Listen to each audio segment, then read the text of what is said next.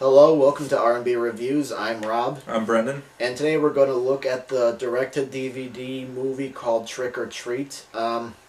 It's basically sort of like an anthology. There's like 4 stories involved. One's involving a principal, another's involving young adults, one involving kids, and an urban legend going around the town about a bus accident that happened there. There's one involving an old neighbor, and then there's a prologue and epilogue involving a couple. Personally, with Trick or Treat, Brendan, I thought this movie was a little bit uneven. There were some good moments, but it was a mixed bag. Like, I really liked the story involving the little kids going to an area where there might have been a bus accident. I thought that was very interesting. I thought that segment was the most developed and the most atmospheric.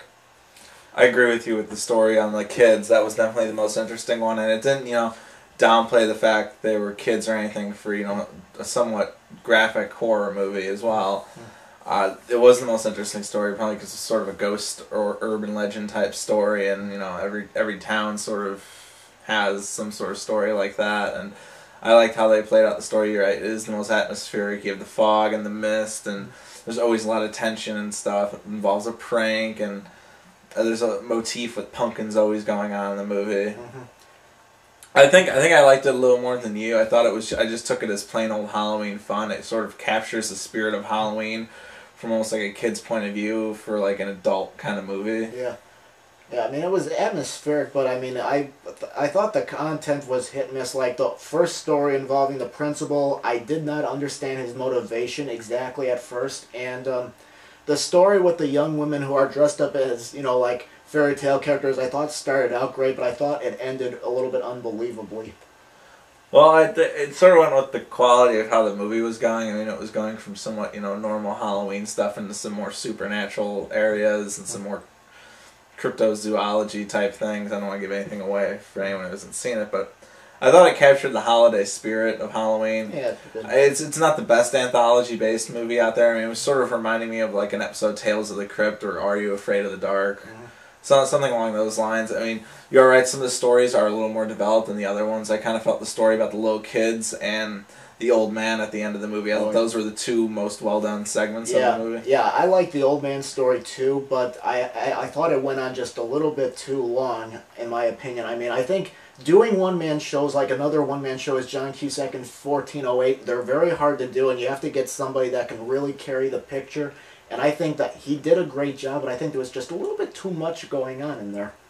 I agree. It felt like there was a little too much going on in the entire movie. It kind of like, it clocks in at 83 minutes. That's somewhat short for a horror movie. Yeah. I mean, generally horror movies are like 90 minutes or so, but this movie, they could have gone on for me. They could have added more things in there to drag out the stories a little more, particularly with the girls dressing as the fairy tale characters and the principal. I thought that was an interesting story. So a principal who's like a serial killer, but they don't really go any deeper than sort of like having him as a random character. Yeah, to me it just felt like a warm-up story for the other ones that came in. All the stories sort of flow into each other, but it's no kind of Pulp Fiction flow or anything. No.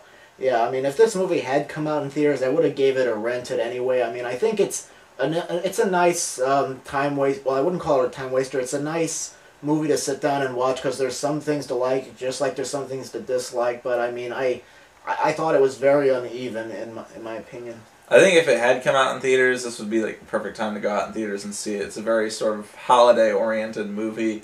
I mean, maybe it's not going to be up there with the classics, or, anthology horror is very hard to pull off on its own.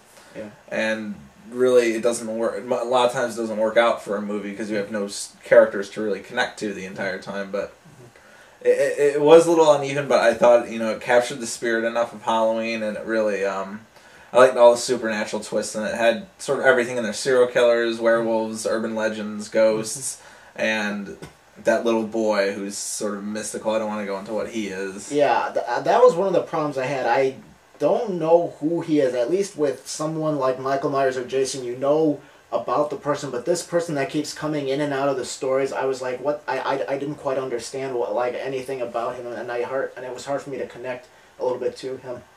I think they should have put more of a narrative sort of flowing in, maybe explain a few things, but it was just good Halloween fun in my opinion. I mean, it's not a perfect movie. No, it's not. But for being released out on DVD, it's better than probably about 90% of the horror movies going straight to DVD. Yeah, I think this is probably more interesting than a lot of the direct-to-DVDs. I can think of 3 reasons why stuff gets going directly to DVD. One, the studio is not satisfied with the final product and they just want to release it out there just to make some money. Like with Jessica Simpson's last movie, it was not released in theaters in the U.S.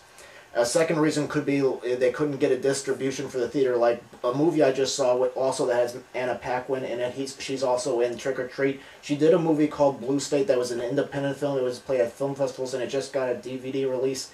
And the third case, which I think is what happened with this movie, is there was something going on at the studio and it just got shelved for a while and they just want to just get it out there and get it over with, you know, sort of like that. So but I mean, this movie I thought was just okay. There's some things to like about it, but I don't think it's the best Halloween-themed movie out there, in my opinion. It's all right.